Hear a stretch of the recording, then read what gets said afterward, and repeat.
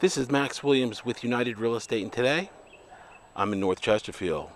More specifically, I am off the Huguenot Road corridor. Today we're going to take a look at a 4-bedroom, 2.5-bath home. This home is renovated and it was built in 1965. We've got a block here of other homes built, of course, around the same time period. The rehabbers came in and did an amazing job. Here on the front we've got architectural or dimensional shingles, partial brick and partial wood siding.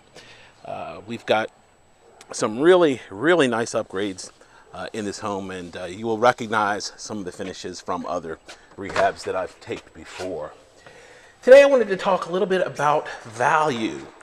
From time to time we will see people comment on value. They'll say a house is priced too high or it's a great price. But the bottom line, regardless of what you or I feel as far as price, the market actually dictates what is fairly priced and what is not fairly priced. In the case of foreclosures or bank-owned properties, they have to sell. So they will reduce the price. Whatever the market is willing to pay is what they ultimately will take. If you're dealing with a seller that's not motivated, somebody that really doesn't have to sell, then they can pretty much sit on the property. If it doesn't sell, if they don't get their price, then they just continue to hold it. Typically when we have rehabs, and I cover a lot of rehabs, the rehabbers have done their homework in advance. So they know what a particular property will bring as far as fair market value.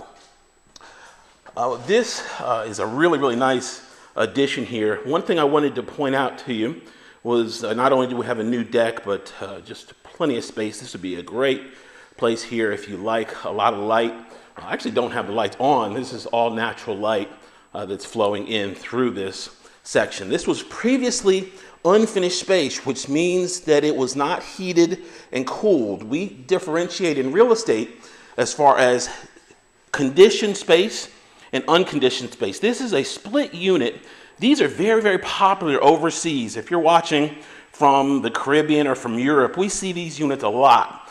This particular unit will go outside, and this one here underneath this cabling actually goes inside, and it provides heating and cooling, and there's no ductwork, and it'll heat and cool this entire room independently from the rest of the house, which of course is central heat and air.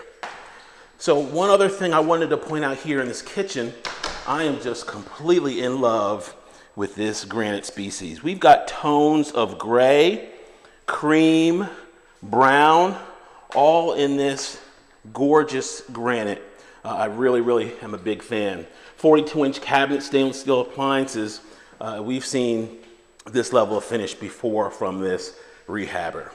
Getting back to my comments about value, value is, of course, how an appraiser or a bank determines what is fair. They will look at other properties in the same area that have sold and then do extensive calculations to figure that piece out.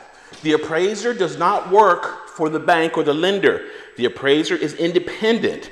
The appraiser will get paid whether the house appraises for $100 or $1 million. So there is kind of arm's length situation there. We don't have to worry about appraisers being best friends with the loan officer. That's how it was years ago, but not anymore. It's a completely independent process. So that's another check and balance for you as the purchaser to make sure you're getting a fair deal. It has to appraise in order for the lender to approve it. Remember, the lion's share of their money is going into the property, not yours in most cases. Okay, wanted to also share with you some pitfalls as far as value.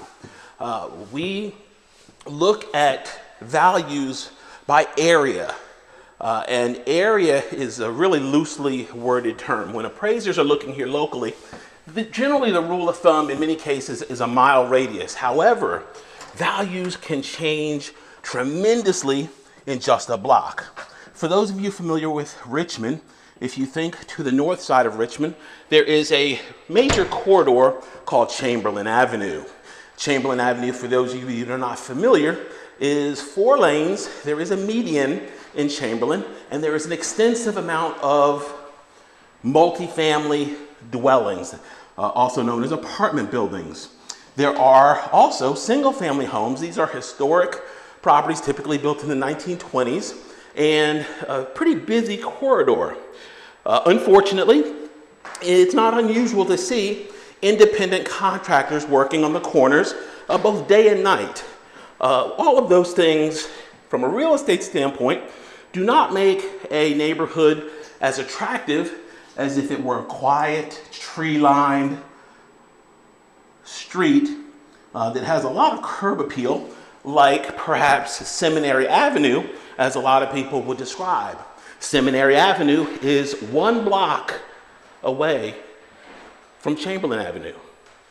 It's only 1 block away. However, the value perception is like night and day. That's an extreme example, but I share that with you to share that it's all a matter of what other people think as far as value. They are the ones that ultimately decide to buy these homes, and if they do buy and the price gets driven up, that is what is market value in terms of the real estate industry.